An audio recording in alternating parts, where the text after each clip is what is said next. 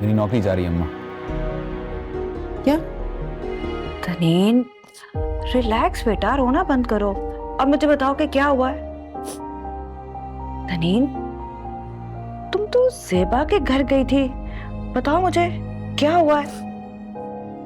कुछ नहीं मम्मा, वो जवेरिया का रिश्ता टूट गया ना, इसीलिए। तो क्या हुआ बेटा? बस एक रिश्ता ही था, एक लड़का था बस। वो बस एक लड़का नहीं था ना मम्मा, वो पूरी दुनिया था। उसने बहुत तकलीफ पहुंचाई है जय को। उसे ऐसा नहीं करना चाहिए था मम्मा। ठीक है, बस अब रोना मत करो, रिलैक्स, कोई बात नहीं। बेटा रोना मत करो, हाँ। सैफ बेटा, तुमने खाने के लिए भी मना कर दिया और अब चाय के लिए भी नहीं रुक रहे। ऐसी क्या इमरजेंसी है? आंटी वो कंपनी में डाउन साइजिंग चल रही है, बहुत टाइट माहौल है। मैं अभी वहीं से आ रहा हूँ और सीधा वहीं पर जाना है वापस, तो मैं जल्दी में हूँ थोड़ा सा। अच्छा ठीक है, जैसे तुम्हारी मर्जी। 2 मिनट रुक जाओ, मुझे तुमसे कुछ बात करनी है। बैठ जाते हैं। आप यहीं पर बात कर लें। ठीक। प्रताप, जाओ बेटा पानी लेकर आओ। ऐसे तो मैं दामाद को नहीं भेज सकती ना। जी अम्मा।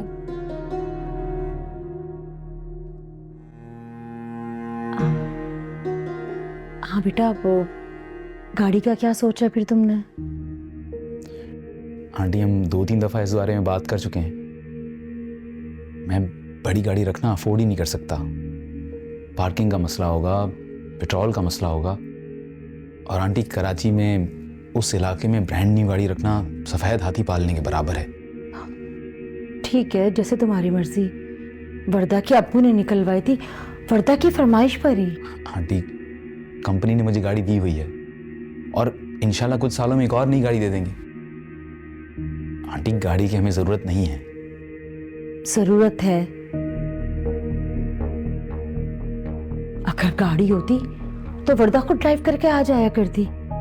और ऐसी कोई बात नहीं है, वर्दा के अब्बू पॉकेट मनी उसको देते, पेट्रोल वो खुद डलवा लिया करेगी। मैं अफोर्ड नहीं कर सकता आंटी। आंटी मैं इतना अफोर्ड कर सकता हूँ कि वर्दा की जो ज़रूरियात हैं वो पूरी हों, लेकिन गाड़ी है हमारे पास, पुरानी है, जैसी तैसी है, लेकिन वर्दा को कहीं भी आना जाना हो उसके लिए हमेशा गाड़ी अवेलेबल होती है। और आंटी मैं वर्दा को अकेले में गाड़ी नहीं दे सकता।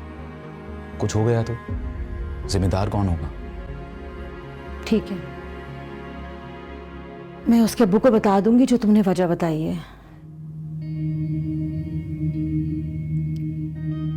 एक बात तुमसे और करनी थी बेटा। वर्दा को हमने बहुत लाड प्यार से पाला है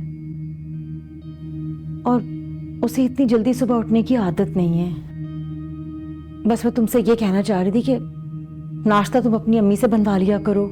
चाय स्लाइस तो खाते हो तुम लोग, अब उसके लिए बेचारी वर्दा सुबह सुबह उठे। मेरे शौहर जब पाकिस्तान में थे ना, उन्होंने मुझसे कभी नाश्ते का नहीं कहा। वो कहते थे कि मैं सुबह सुबह तुम्हारी नींद क्यों खराब करूं। बस फिर मैं यही कहना चाह रही थी तुमसे कि नाश्ते के लिए वर्दा को सुबह सुबह नहीं उठाया करो, उसे आदत नहीं है। आंटी मैंने उसको सुबह उठने को इसलिए कहा था ताकि वो दूसरे काम कर सके। अगर वो 12-1 बजे उठेगी तो दूसरे काम कैसे होंगे? और आंटी बेटी को सुबह 12-1 बजे तक सोते रहने देना लाड नहीं, गलत तरबियत है।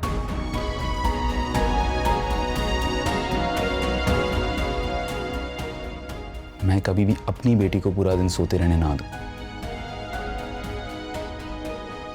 और इस पर कोई और जिम्मेदारी नहीं डाली है।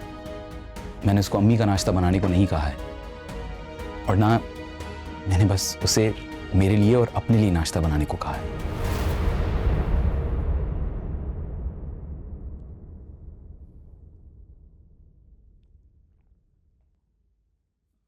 Thank you so much. अल्लाह हाफिज आंटी। अल्लाह हाफिज। चलो वर्दा आओ। ओके बेटा, अल्लाह हाफिज। जाफर।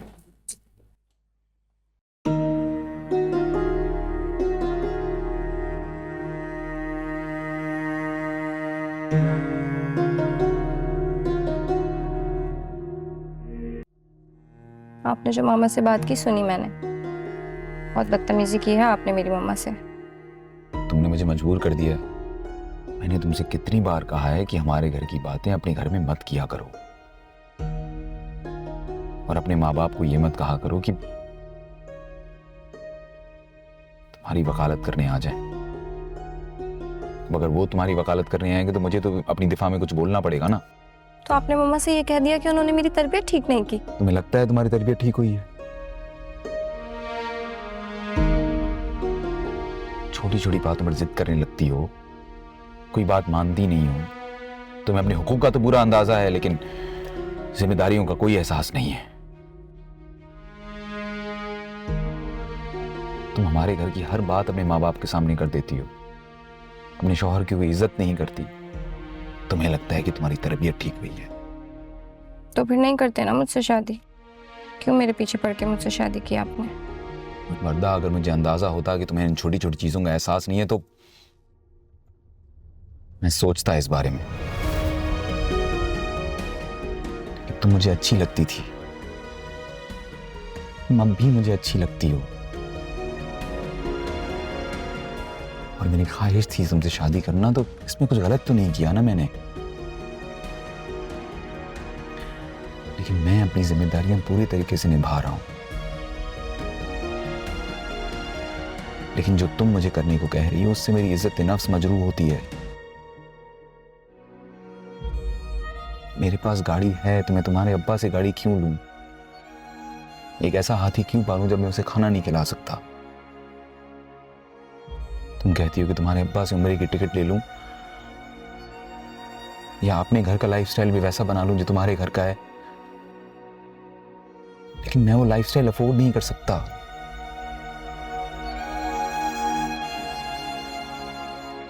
मेरे ऊपर जिम्मेदारियां हैं, तुम्हारी,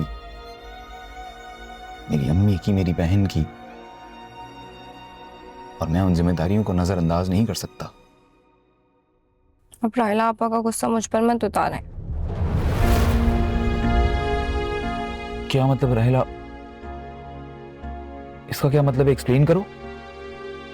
मैं कुछ एक्सप्लेन नहीं करना चाहती। जो मैंने कहना था मैंने कह दिया।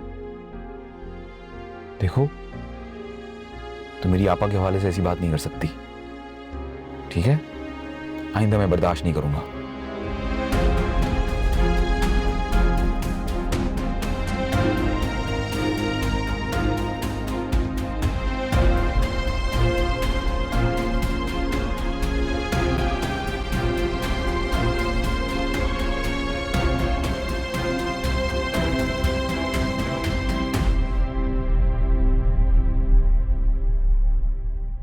आ गए? अस्सलाम वालेकुम अम्मी। वालेकुम अस्सलाम।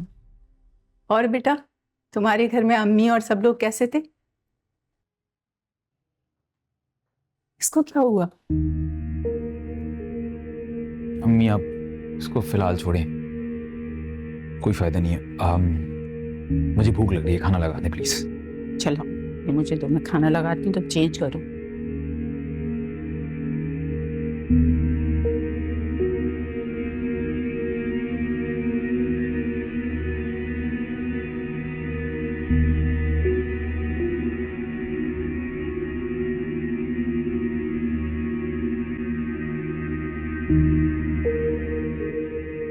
क्या बात है सैफ? परेशान लग रहे हो?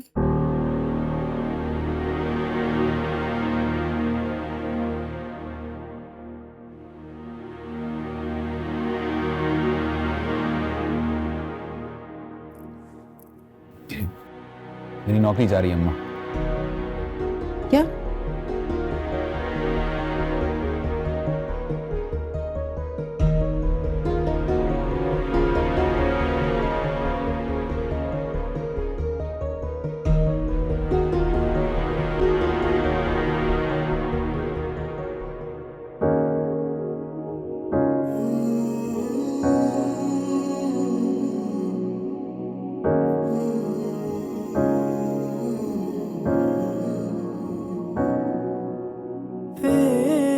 बेखबर क्यों गलत हो गया। है दिल पे असर अब हो गया है ये जाने कितने गम छुपे हाथों की लकीर आपको मुझसे एक्सक्यूज करना चाहिए। अपने भी अब बहुत हर्ट किया है मुझे। ऐसे में हिजर फरा कुछ कूका मारा कीता यार शुदाई हंजुआ दे विच आसां रुलियां पा गया यार जुदाई महल मीनारे छड्डे सारे करदी फिरां गदाई सजन बेली ताने दे दे किधर गया तेरा माही बोलना